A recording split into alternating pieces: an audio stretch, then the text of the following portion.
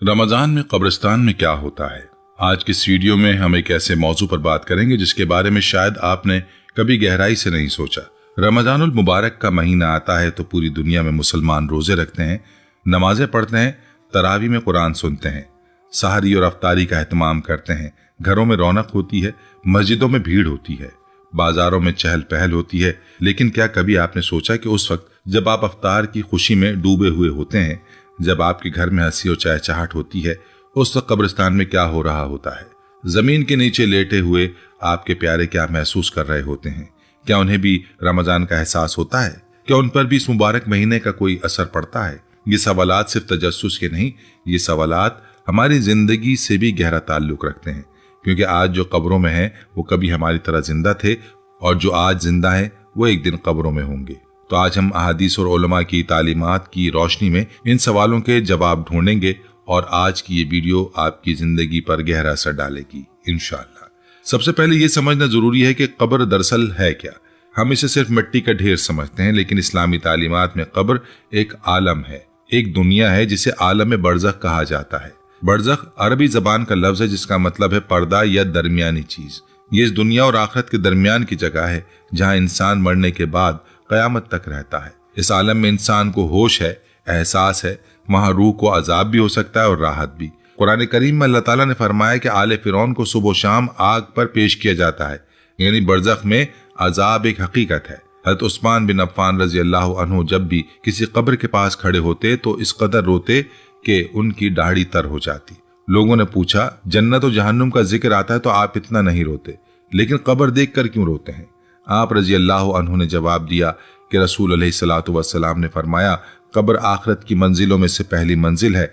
अगर इससे निजात मिल गई तो इसके बाद आसानी है, और अगर इसमें फंस गया तो उसके बाद और ज्यादा मुश्किल है। यह हदीस तिरमिजी में मौजूद है। अब जब हम ये समझ गए कि कब्र क्या है तो आइए जानते हैं रमजान का कब्रों से क्या ताल्लुक है। उलमाए किराम ने इस मौजू पर बहुत तफसील से लिखा है। इब्न क़य्यिम जौज़िया रहमहुल्लाह अपनी मशहूर किताब अल रूह में लिखते हैं कि मुर्दों की रूहें अपने घरों को आती हैं, अपने प्यारों को देखती हैं और उनके अहवाल से वाकिफ होती हैं।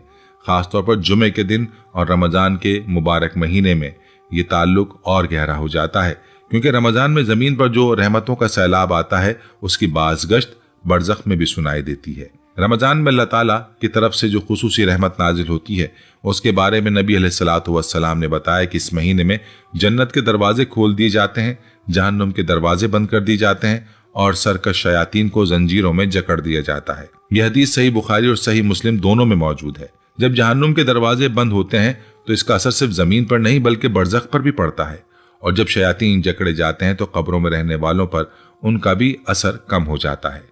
बहुत से उलमा का ये कौल है कि रमजान में कब्र के अजाब में तखफीफ होती है। अगरचे इस बारे में कोई बिल्कुल सही और कतई हदीस मौजूद नहीं है, लेकिन अल्लाह की रहमत का उमूम और रमजान की फजीलत के उमूमी दलाइल से इस बात को मुमकिन बनाते हैं।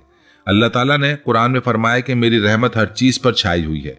जो रब इतना मेहरबान और रहीम हो, जो एक महीने में लाखों लोगों को जहन्नुम से आजाद करता हो, वो क्या अपने बंदों पर रहम नहीं करेगा जो बरज़ख में है? कब्र में अजाब और राहत की हकीकत बिल्कुल वाज़ेह है। नबी अलैहिस्सलातु वस्सलाम एक बार दो कब्रों के पास से गुजरे और फरमाया कि इन दोनों को अजाब हो रहा है, और किसी बड़े गुनाह की वजह से नहीं, एक चुगली करता था और दूसरा पेशाब से नहीं बचता था।